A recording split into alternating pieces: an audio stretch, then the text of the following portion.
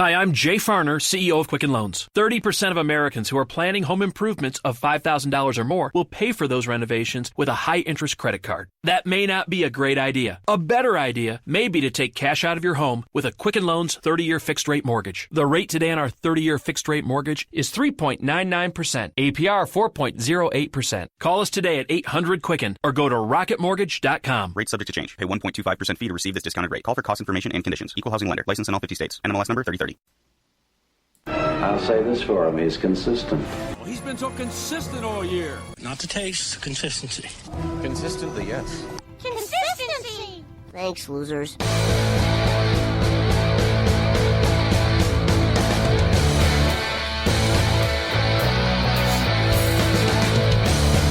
And here we are heading into Week 8 Fantasy Football Consistency Show. I'm your host, Bob Long, here as always for you from Big Guy Fantasy Sports.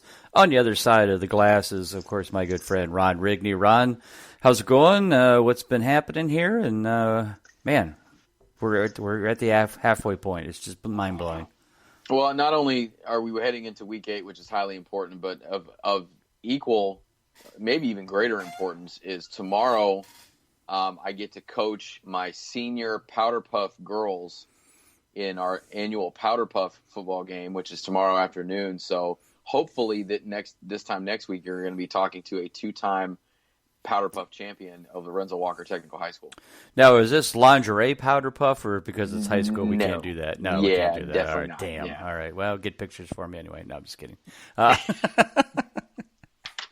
No, that sounds cool. Yeah, I think I remember you winning this last year. So, yeah, you have to retain your championship. Yep. So, Yep. Do you always have the junior squad or the senior squad?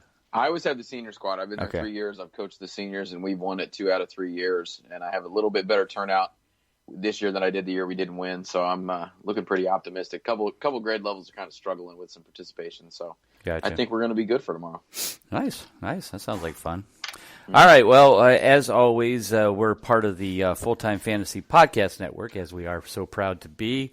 There's a lot of great shows on there. Don't forget to check all those out. And 2 of those very cool shows are, of course, Prop It Like It's Hot, our prop bet consistency show, and the always famous Consistently Cashing with Ron and Colby. Always coming on Friday, Saturday, either Friday night, Saturday morning. They will be back again this week. And if I'm not mistaken, did you guys go 4 for 4 last week? I'm not sure. I know I cashed both of mine. I think Colby did as well. So I thought you guys went 4 for 4. Yeah. So that's why you got to listen to this show. These boys are winning some cash. And definitely listen to the Prop It Like It's Hot this week as we break out the brand new rap intro by our guy, FF Man Bun. Yep, that's what his Twitter is. FF Man Bun. He goes by G2 on there because his name is Gary Jarrett or Gary, something like that. Anyway, but Gary did an amazing job with Prop It Like It's Hot. Took, of course, the Snoop Dogg song, put in some words concerning football, fantasy, props, consistency, all the good stuff, and did an amazing job. Definitely don't miss out on that one.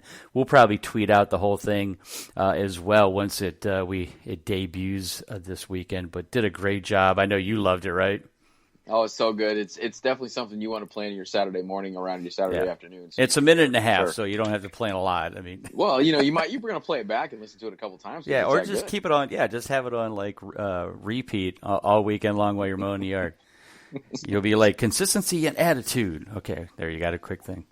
Prop It Like It's Hot. All right, so. And, of course, this show is always brought to you by FantasyGo.com. If you don't know what FantasyGo.com is, let's give you a little bit of an update on that. It is done by our guy, David Ibrahim. He's from California. He put together this super cool, basically, tool for you fantasy people out there that need a little help.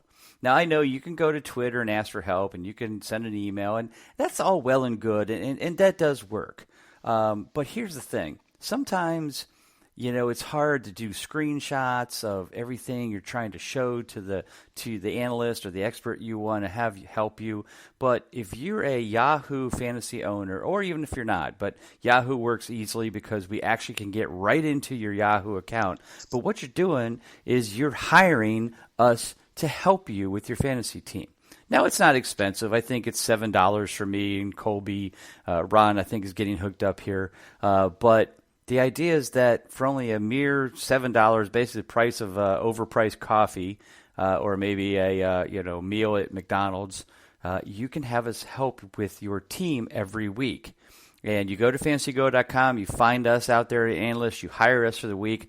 We log in, get right into your Yahoo team. We can make waiver wires, lineup decisions, all that kind of stuff. But we can see everything because we can access everything. That's super cool. Now, if you aren't on Yahoo or, then you can then do screenshots through the chat room and still share the information with us. Or if you're doing DFS, that's where Ron and Colby can come in to help you guys out with your DFS as well. So go to fantasygo.com.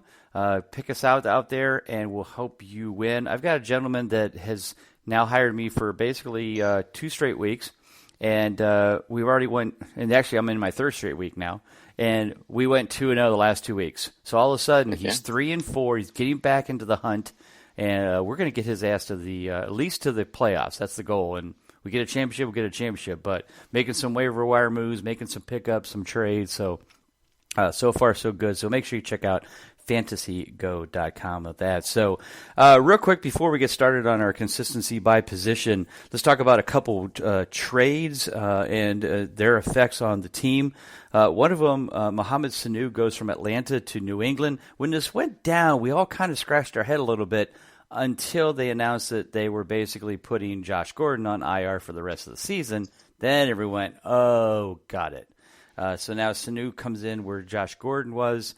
Him and Edelman will be a nice team. I think this is a solid, I wouldn't say solid improvement because, as you remember, Mohamed Sanu has actually been pretty consistent this year for the Falcons. More surprising or more consistent than people probably think. I was trying to find the numbers real quick. 57%, 37th in total points. So he's just outside the wide receiver 3 as basically, quote, the 3rd receiver on Atlanta. He's basically the 3rd receiver in fantasy. Not too bad. And now he goes to the Patriots without Josh Gordon, him and Edelman. You've got Philip Dorsett, not N'Keal Harry, Jacoby Myers. But I think Sanu going to fit in well. They wanted to get him, I guess, in the offseason before the season started. Couldn't make that trade happen. What are your thoughts here on Mohamed Sanu going to New England? I think it's solid. I mean, we see New England make household names out of these guys, and then they go on to other things that we don't hear from them again. Yes, I'm looking at you, Danny Amendola, for sure. But with Sanu in Atlanta, I mean, he was getting the ball anyway. Of course, he was playing on a team that was having to throw a lot because their defense cannot stop anybody. But, I mean, he's had games where he had a game where he had 12 targets. He's had 6 and 7 in a few games. So I think that continues. I think he just continues forward. But, I mean, I think he's going to be in a little bit more of a sharp offense. It'll be interesting to see what the ramifications are for the Falcons because they're going to continue to have to throw. They're going to continue to be terrible on defense. Be interesting to see how this might even increase Austin Hooper's targets. He's already getting a lot. Right. Be interesting to see what it does for Calvin Ridley and just what they have left there in Atlanta as well.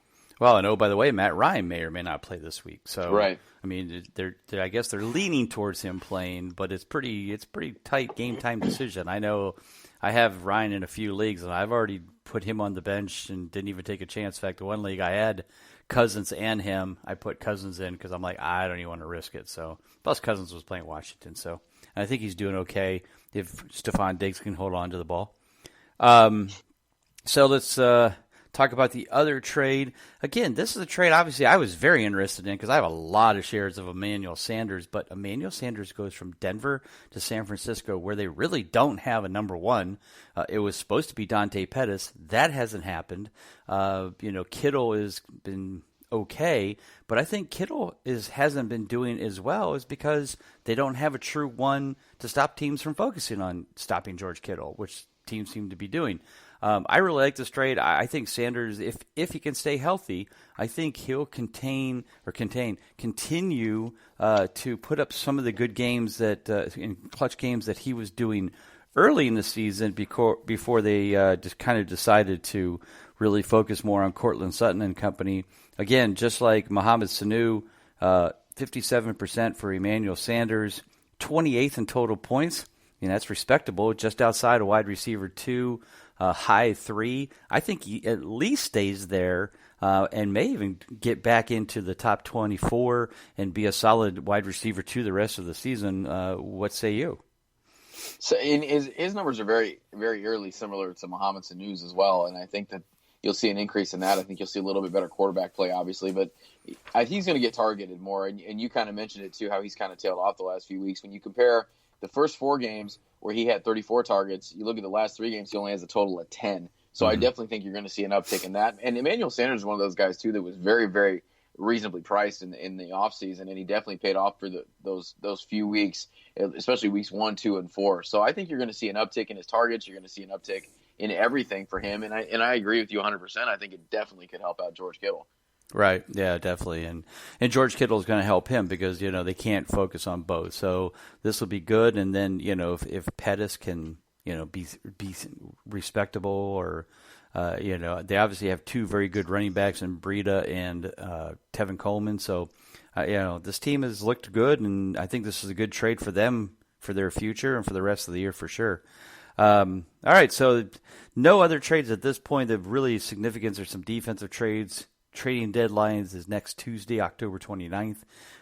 There's still talk about Robbie Anderson possibly going somewhere. There's talk about maybe the Lions trading for a running back or the Buccaneers trading for a running back. I'd still love to see Melvin Gordon get out of San Diego so my Austin Eckler shares can continue to increase. But that's me. I'm greedy. But hey, I think it would make sense if San Diego can get somebody to trade for Gordon at this point if they don't want to pay him. So we'll have to wait and see.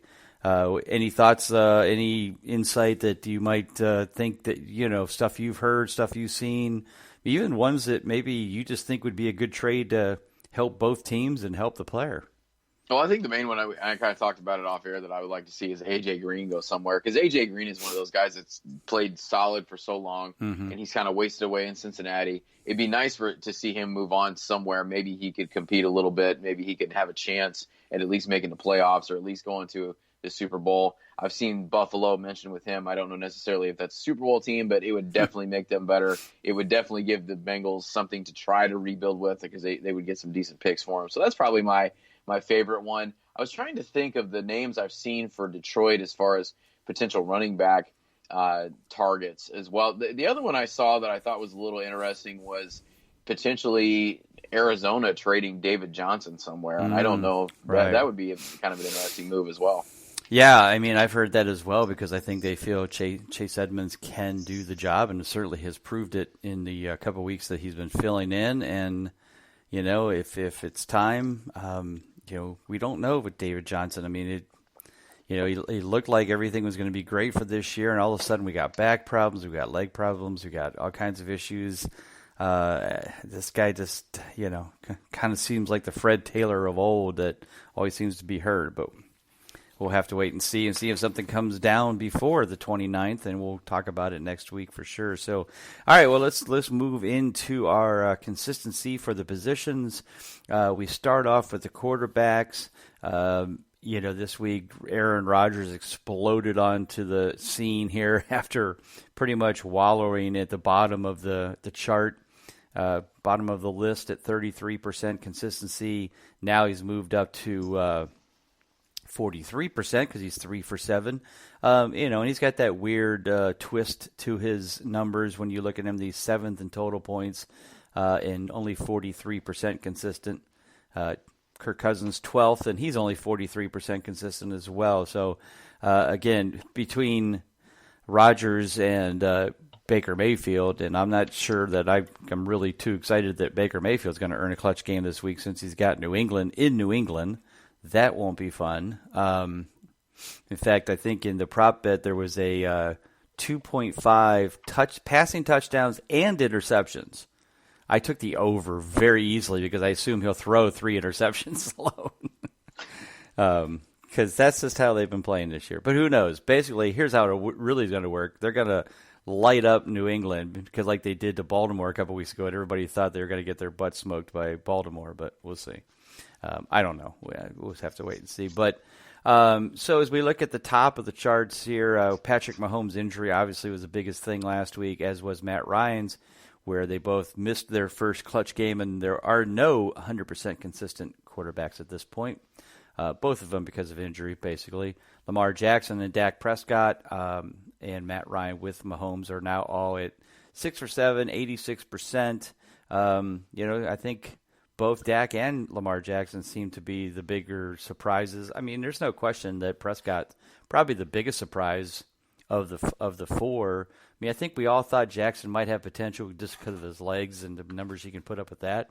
I don't think anybody was predicting a big year for Dak Prescott, but it's certainly happening, and it keeps happening. So you still feeling pretty good that Dak will continue, or you think there'll be some drop-off here at some point? I think you got to see. I don't know. I think that he's going to be consistent the rest of the way, but I don't know if he stays in the top 5 in total points. But yet again, kind of like you said too, we've kind of been waiting for that drop off to happen, and it's just not happening. And it's strange for me too, because I look at their offense and I see obviously Zeke Elliott, but I see the receivers that he has to throw to. Gallup has really come on, but they're not ultra deep on offense. Is kind of interesting to me. And you mentioned Baker Mayfield too, and we're talking about Dak Prescott here. I actually made a trade in Kings Classic the other day because I am absolutely desperate in one of my leagues for a tight end. And if you would have told me I would be trading Baker Mayfield for Jason Witten straight up, I probably would have laughed at you in the offseason. But and if you look at Jason Witten's numbers in a PPR, he's the number 10th ranked guy. He's actually pretty solid. So compared to what I was rocking every week with the 1 and 2 points I was getting from Noah Fant because there was nothing else out there, I'm pretty happy about that, especially with what Baker Mayfield's doing. But yeah, we talked about Lamar Jackson too, and it's with those legs. I looked the other day, and I think he has by himself more rushing yards than I think it's like 5 or 6 teams in the NFL right now. And he and he is obviously getting it done there, but he's also made a few steps as a passer. He's making, he's not consistent there. And I think if he wasn't running, you definitely wouldn't see him towards the top here. But those legs are definitely bailing him out as far as his passing game, which has been improved, but has been up and down like we kind of expected. Right. Moving down the list at 5 for 6, 83% is Josh Allen. This may be a bigger shock than the other, even Prescott. But on the other hand, if you remember from the guide when we talked about Josh Allen, he put up 5 of 6 last year at the end of the year. I think for the last 6 games of the year, wasn't he definitely a top 3 fantasy quarterback in those games, if not number 1. I honestly, so in one of my Kings Classic leagues where I had Mahomes, I'm starting Josh Allen this week because Mahomes is down, and so I'm hoping I don't miss a beat. They should have a good game this week because they're playing the Eagles. But yeah, if you would have said that, I would have had to put him in and be confident about it.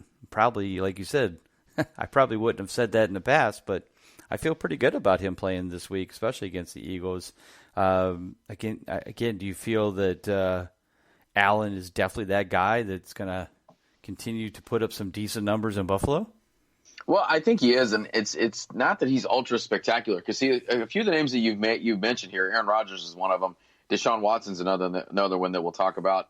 They have some really standout games where they have really put up some huge points, and that's what's boosting them up into the top 10 or top 5 in total points. But the consistency's down there. That reminds us of the Cam Newtons a few years ago that were putting those numbers up. Josh Allen, I think, is a guy that's going to just kind of have like a steady line. He's kind of the opposite. You mentioned he's 19th in total points, but he's up there in consistency. And when you look at his stats, he's consistently 220, 250 yards, a touchdown or 2, except for the one game against New England, which they've been shutting down everybody. I mean, that's bound to happen. Had a $150 and 3 picks there. You take that game out, you got to be pretty impressed with what you've had from him so far. And he's got another guy, like we talked about with Emmanuel Sanders, that was priced really nicely in the offseason. And like you said, you had Mahomes down. Perfect guy to pop in there in case of injury. Right. As we move down the list to the next group at 71%, 5 for 7. Here's where you've got quite a hodgepodge of players. And I wrote about this in the article this week on Big Guy Fantasy Sports. Because you've got guys that you expect to be over 70%, Deshaun Watson, Carson Wentz, maybe even Jared Goff, but probably even Tom Brady. But the other ones, Kyler Murray, Phillip Rivers, Andy Dalton, it's 71%. So Andy Dalton is ahead of Russell Wilson, Aaron Rodgers, Cousins, Mayfield. I mean, that's pretty impressive.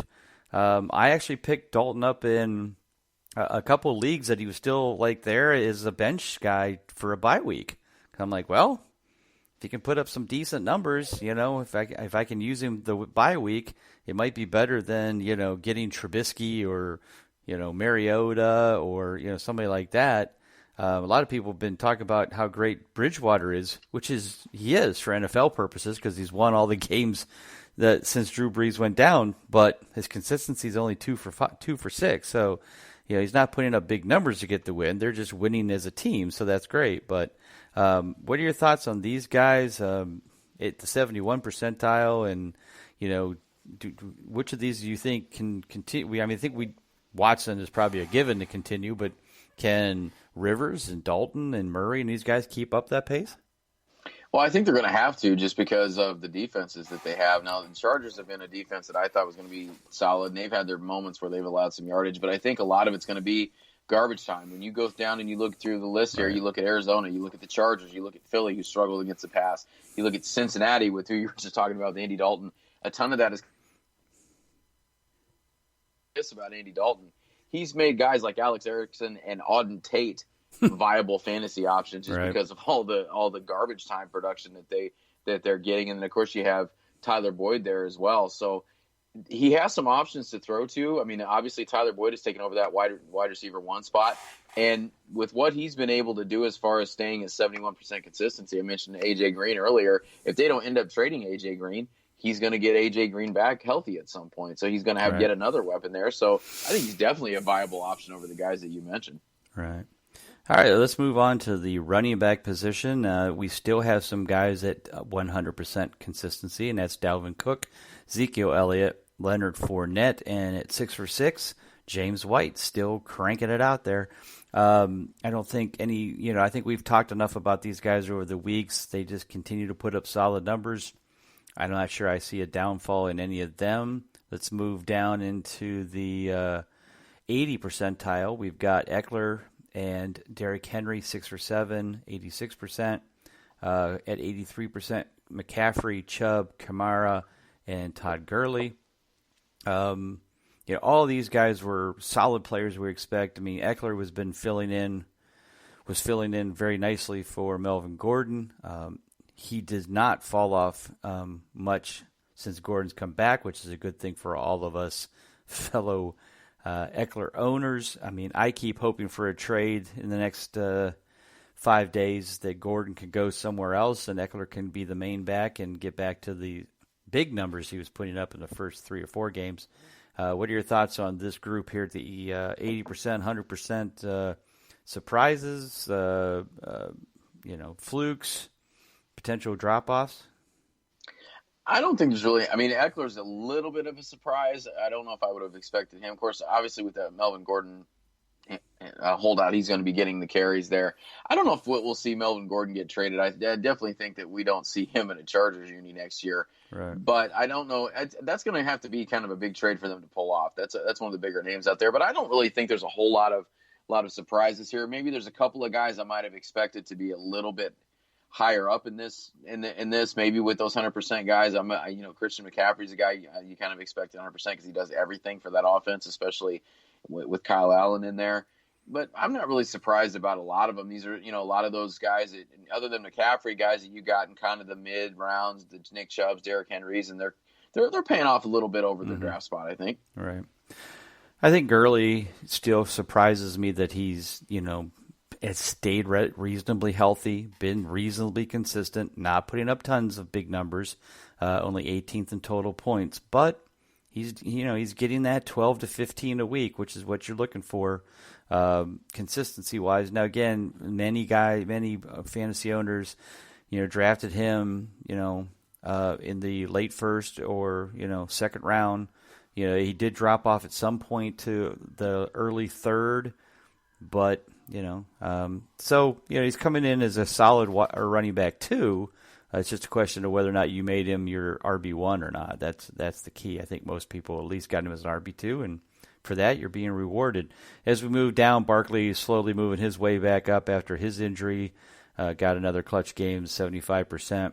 It's 71%. Aaron Jones, David Johnson. David Johnson right now, though, is looking a little scary. Health-wise, could miss another week. And that all depends whether or not the Arizona Cardinals lie to us again, like they did this week. I'm sure you saw that. So let's move into the 60s. Now, here's some guys that we were hoping for a little bit more out of, like James Conner, Josh Jacobs, Le'Veon Bell. Kerryon Johnson, of course, now is out for the rest of the year.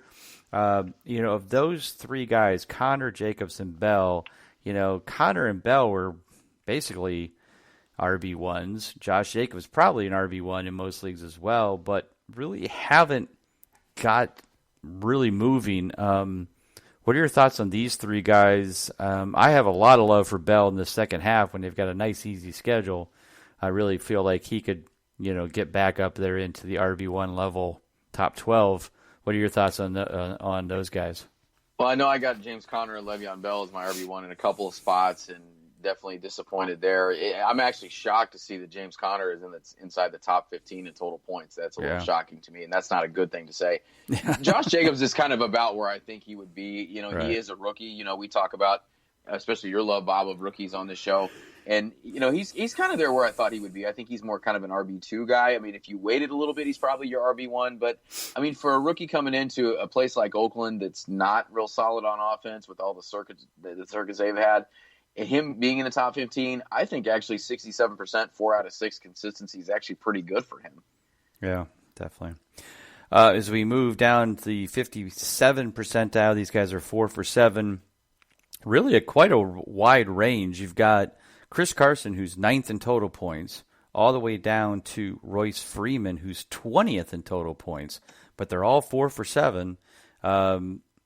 Carson, Ingram, Devontae Freeman, Sony Michel, and then Royce Freeman.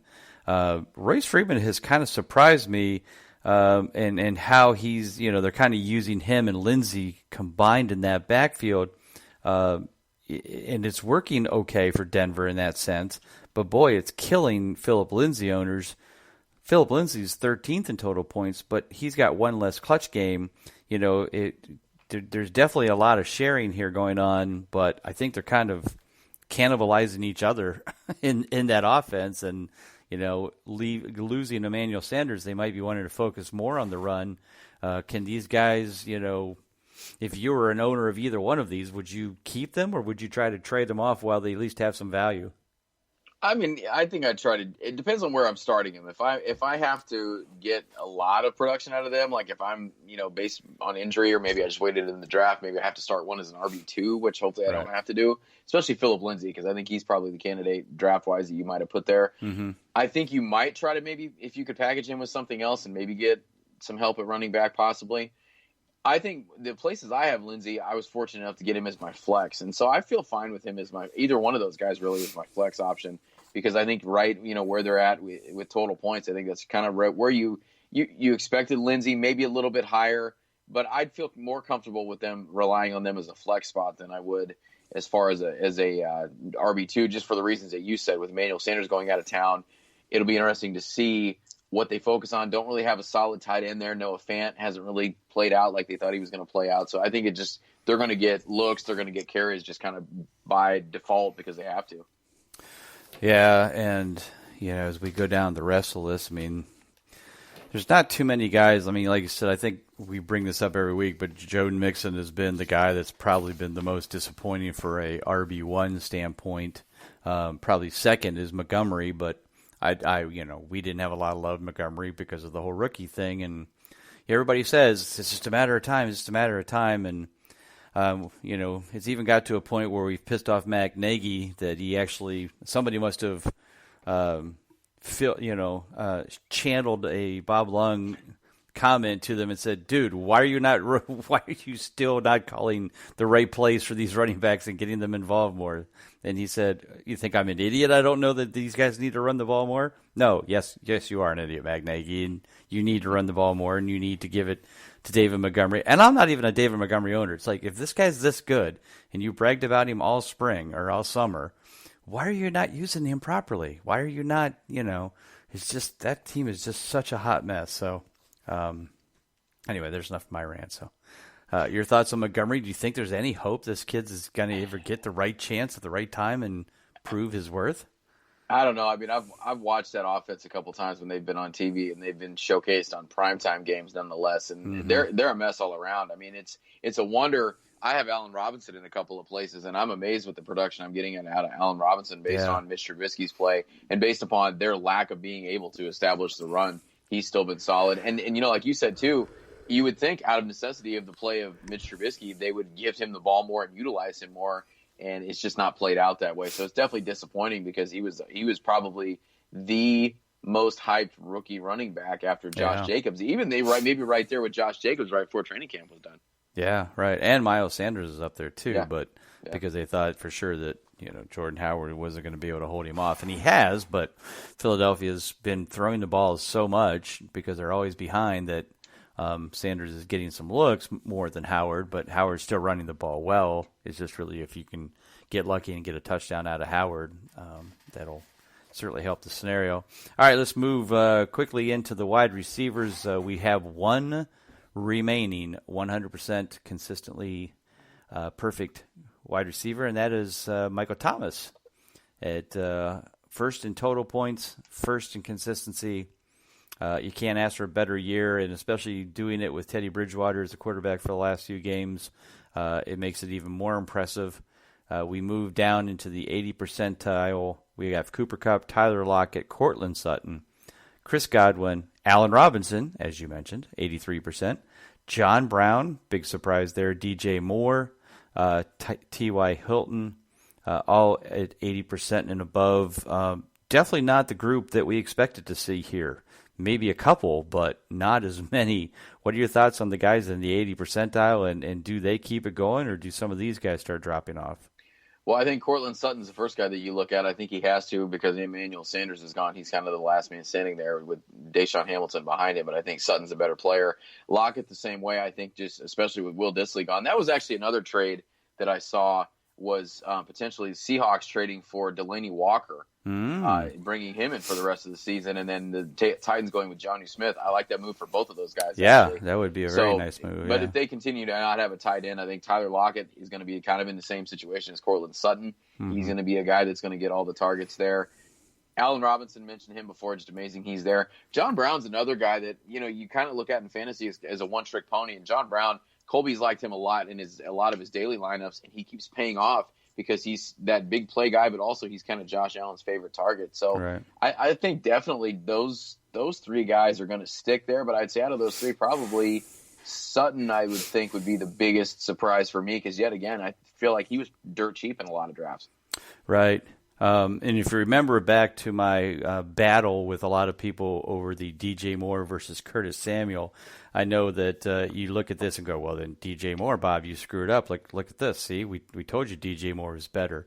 The only problem is that DJ Moore only has 83 points. He's 26th.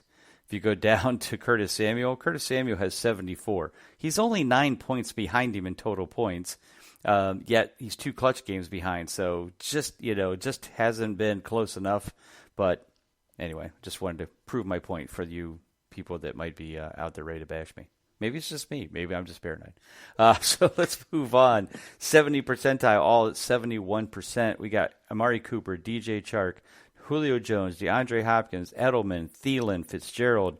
A lot of big names here. 71% is respectable. I mean, we're okay with that, but that's what we hope to get out of our, wide receiver 2, 3 kind of person, not your wide receiver 1 like Jones, Hopkins, Edelman, Thielen.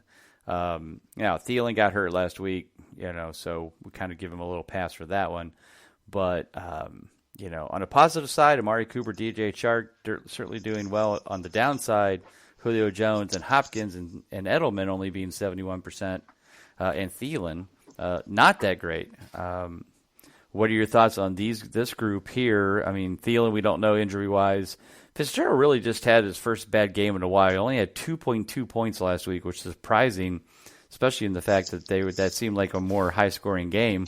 But it is what it is. And if I'm not mistaken, let me look at the chart here. Arizona was playing. They were playing the Giants. So, I guess I was surprised by that. This week, it kind of scares me because now they're at New Orleans, where you've got Lattimore probably going against Fitz. That could be another tough game for him. But the guys in 71%, your thoughts? Well, a couple of them, I don't think you want the 71% of these guys you spent first-round picks on, like Julio Jones and DeAndre Hopkins. But yet again, it seems to have gotten a little bit better the past few weeks, especially for Hopkins because he's a guy that I own in a couple places. When you're talking about the Cardinals, the Arizona game, Fitzgerald's a guy that that we got to think too. Last week was the Chase Edmonds show. I mean, it seemed like everything Chase Edmonds did was right. So I think that's kind of a fluke. I was actually having a conversation with a buddy of mine earlier about Larry Fitzgerald. It's a very, very shallow league, and he was considering dropping him. And the scenario for that was okay, but I think and it's like an 8-team league. I think it's okay there. Maybe if you got a better option, but I don't expect to see 2.1 points out of Larry Fitzgerald or whatever it is that you said. So I think they'll continue to throw. They'll continue to run a lot of plays, and I think he'll still be consistent and be fine. Yeah, no, I agree. Probably, if anything, the wide receiver group has had more guys being underperforming than probably any of the positions that we've seen. Even the tight ends aren't that bad. But, you look at guys like Mike Evans and Jarvis Landry, Mike Williams, Stephon Diggs, these guys are all under 60% consistent. Calvin Ridley, Robert Woods, Brandon Cooks, Keenan Allen, they're under 50%. That's not what we want out of our top guys, of course, so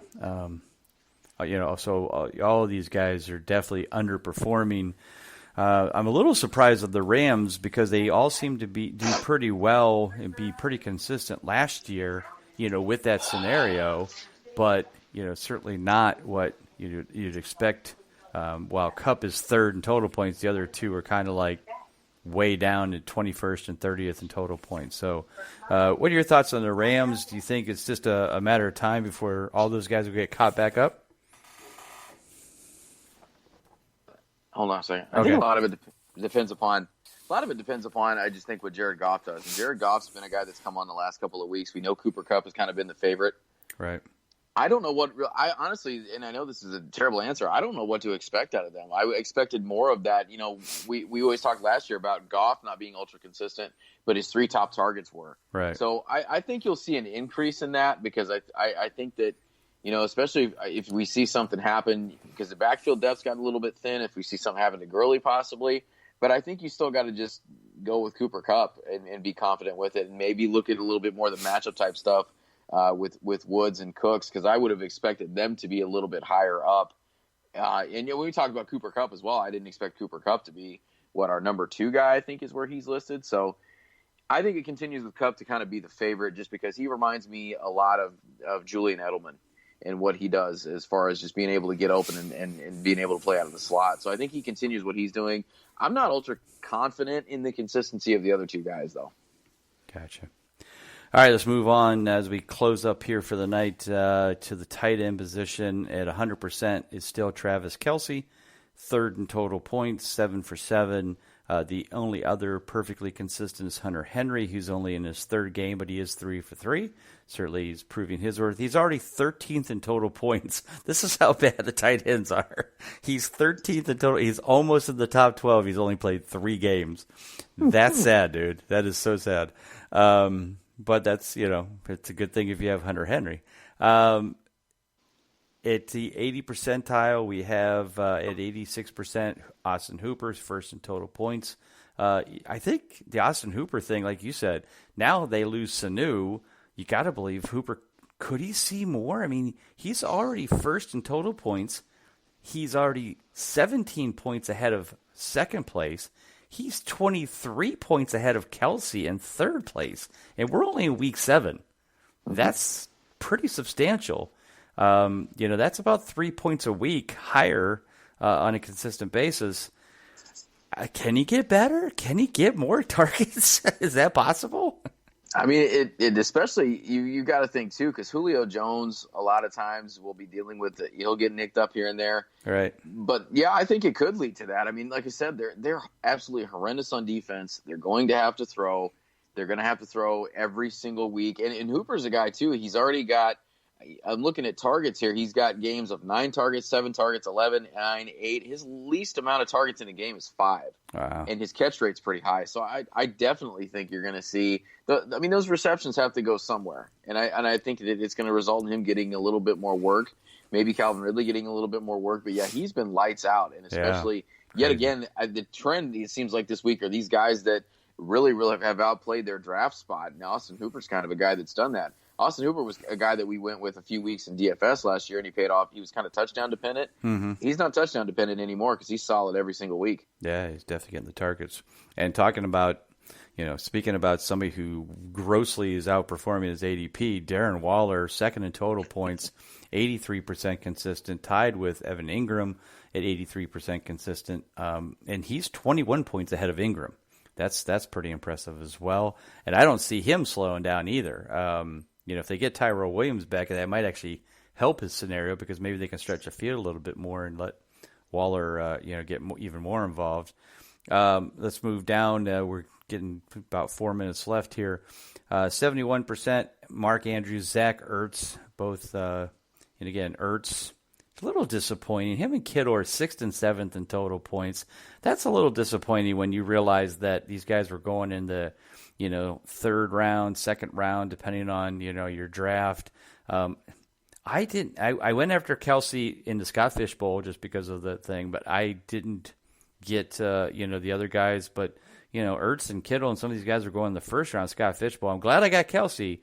Glad I didn't get Ertz or Kittle. So that's been going pretty well for me there, as I'm 5-2, so doing well. Disley was our savior for all the people that we told to draft Jared Cook. He's been obviously a waste.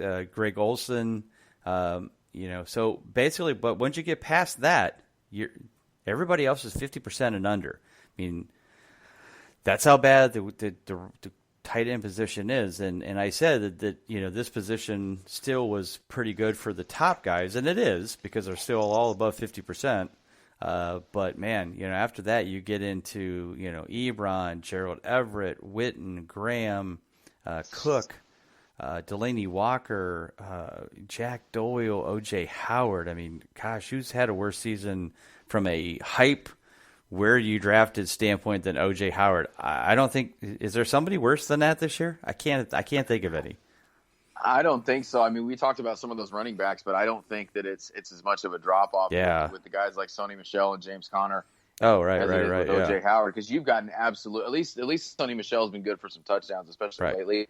O.J. Howard, I don't think he may have one touchdown, but he has been. He's 35th in total points. Yeah, 35th. And especially with as much as they throw too, you would think right. I don't know what the deal is with him. Yeah, yeah Cameron Brate is 27th. Right there, you go. That's perfect. Yeah. Maybe if you add Brate plus O.J. Howard would be 64 points. That would put them 9th. Yeah. If you combine them. That's how bad those two have been. Now, granted, we know Brate's always been there. We were just hoping that they just wouldn't use him, but they are, and it's not helping either one of them. So, all right, so that's it for the tight ends. Not much else to really talk about there, and we'll see what happens. But we got a couple minutes left, so Ron, tell everybody about your shows this weekend and what's going on, the Nasty Casting Company. Well, we've put the Nasty Cast on hold since the season your fantasy season's over, World Series going on. So Nasty Cast will be back in January. Fantrax Dynasty Baseball rolls on in the off season, and we just previewed the Rays system last week, so I was definitely in on that since my Rays are my team. A lot of depth there, so check that out wherever you find your podcast.